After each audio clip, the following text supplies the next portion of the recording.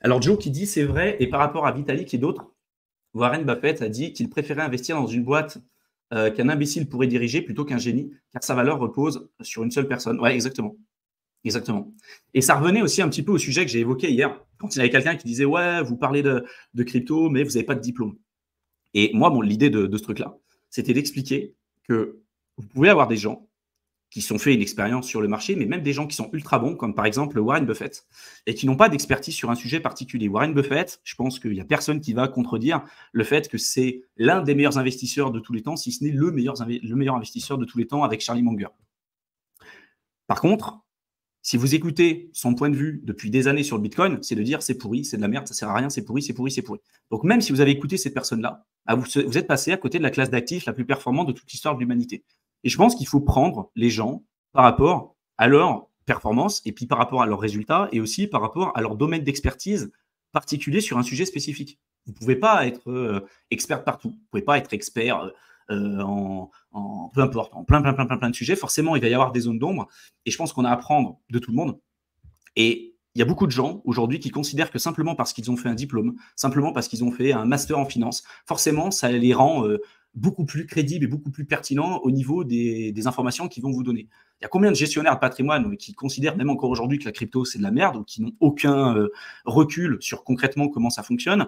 Il y a combien aujourd'hui de banquiers qui vont continuer de vous proposer des placements de merde ou sur lesquels vous n'avez pas gagné d'argent du tout, ou eux, forcément, c'est des commerciaux, c'est pas des investisseurs, hein, c'est des commerciaux. Ils font exprès de rendre les coquilles suffisamment difficiles à comprendre pour vous perdre un petit peu là-dedans et faire en sorte par la suite que vous déléguez cet argent à eux parce que vous dites c'est bon, c'est trop compliqué, je vais pas le gérer. Mais c'est pas parce que derrière vous avez des diplômes, vous avez une preuve d'autorité que vous êtes parole d'évangile, que vous pouvez pas vous tromper et surtout que vous allez donner des bons conseils. C'est ça la réalité. Et il y a beaucoup de gens aujourd'hui, et en France c'est pareil, des gens qui considèrent que simplement parce qu'ils ont fait des grandes écoles, parce qu'ils sont intelligents, parce qu'ils ont fait tel ou tel cursus, qu'on leur doit tout. Qu'on leur doit une bonne place dans une entreprise, qu'on leur doit un grand salaire, qu'ils sont à même de diriger un pays, alors que dans leur vie, ils n'ont jamais bossé dans une entreprise ni quoi que ce soit, ils n'ont jamais créé de la richesse d'une manière ou d'une autre, ils ont bossé toute leur vie en politique, ils ont fait que de la politique, et ils disent, moi, j'ai fait de la politique, j'ai fait de l'ENA, donc je vais pouvoir diriger la France de manière optimum. Je ne suis pas convaincu de ça. Alors, il y a des pays aujourd'hui qui sont gérés, alors il y a d'autres problèmes, hein. On peut citer par exemple Dubaï, hein, qui est géré aujourd'hui par un entrepreneur qui l'a développé de A à Z. C'est vraiment quelque chose qui tourne, qui fonctionne très bien.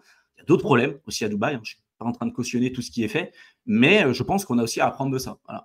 Aujourd'hui, quand on a le public qui va commencer à s'immiscer dans le privé, dans certaines entreprises pour expliquer, par exemple, aux restaurateurs comment il va falloir qu'ils gèrent leur personnel et tout, avec tout un tas de taxes et tout un tas de normes qui servent à rien et qui n'ont pas d'objectif pour pouvoir permettre une véritable compétitivité et un développement de la richesse et limiter le chômage, bah, tu te rends compte que ça pose des gros problèmes, en fait. Tu vois. Et c'est pour ça que pour moi, il faut toujours remettre en cause tout ce qui est dit, tout le temps, tout le temps, tout le temps. Et que même quelqu'un qui a des résultats super, comme Warren Buffett, comme Charlie Munger, même eux aussi peuvent se tromper. Et si je reprends le cas de Warren Buffett et de Charlie Munger, c'est même des gens qui, au départ, n'ont pas investi sur la bulle, qui n'ont pas investi sur les entreprises d'Internet, mais du coup, ils n'ont pas subi la bulle des années 2000. Et pour Warren Buffett, à l'époque, vous pouvez regarder sur Internet, il expliquait que c'était un truc qui, pour lui, n'allait pas perdurer. En fait, le journal, ça allait encore être là, que Internet, c'était qu'une passe. Voilà, c'était un peu comme ce qu'on entend depuis des années en crypto, en disant ça va s'arrêter, comme Peter Schiff qui dit que la crypto, c'est de la merde, ça repose sur rien. Ça fait des années qu'il dit que ça va aller à zéro. Ça n'arrivera jamais. Mais c'est des personnes qui, au départ, malgré leur performance et malgré leur intelligence, parce que c'est des gens qui sont clairement intelligents, qui se sont trompés. Et aujourd'hui, si vous regardez le portefeuille de Warren Buffett sur Berkshire Hathaway, une grosse partie de son portefeuille, c'est dans des entreprises comme par exemple Apple, qui sont nées de l'innovation d'Internet. Donc on n'est pas à l'abri que plus tard, Warren Buffett, s'il a encore en vie, je crois que Charlie Munger est mort à 99 ans, donc s'il a encore en vie, il est du Bitcoin dans sa trésorerie. Mais vous voyez, en fait, c'est vraiment ce truc-là. C'est pas parce que quelqu'un a eu des super résultats qu'il peut pas se tromper. C'est pas parce qu'il a un diplôme. C'est pas parce qu'il a développé des boîtes par avant qu'il peut pas se tromper. Machinsky avait développé quatre boîtes valorisées à plusieurs milliards. Il a développé Celsius. Ça a été une vraie merde. Ça a été une vraie fraude. C'était une vraie saloperie.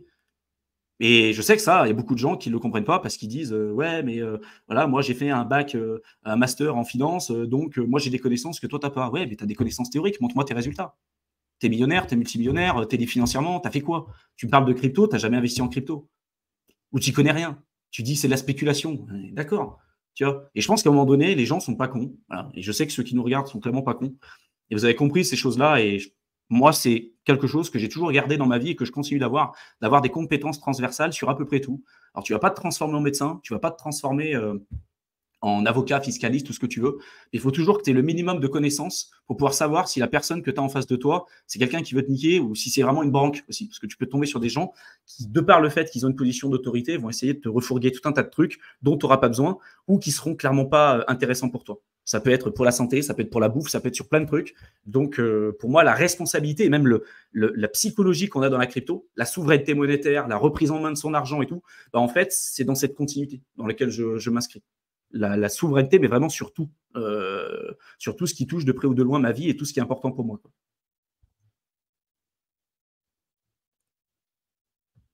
Ah, voilà. EGLD to the moon, qui revient à la charge. Thibaut le millionnaire qui vend des formations et qui se pète le cul à faire 5 vidéos love par semaine. Ouais. Apple continue encore de vendre des iPhones. Pour autant, ils gagnent pas mal d'argent. Coca-Cola, pareil. Coca-Cola, ils continuent de vendre des boissons alors que machinalement, je pense qu'ils n'ont pas besoin de tes 50 centimes pour finir leur fin de mois. Tony Robbins, multimilliardaire, voilà, continuant de monétiser ses compétences et son expertise sur des sujets. Ray Dalio, que j'ai cité la dernière fois, multimilliardaire, qui utilise sa communauté YouTube pour driver du trafic vers ses fonds d'investissement. Voilà. Et puis EGLD to the moon, qui arrive sur YouTube, qui a rien dans sa vie, qui est triste, qui envoie du négatif, qui a peut-être une femme pas très belle, et voilà, qui continue d'envoyer ce genre de commentaires. Mais continue. Investis sur EGLD. Tu vas voir, ça va faire to the moon. Tu vas faire un x100, tu vas faire un x1000, continue. Continue, tu es sur la bonne démarche.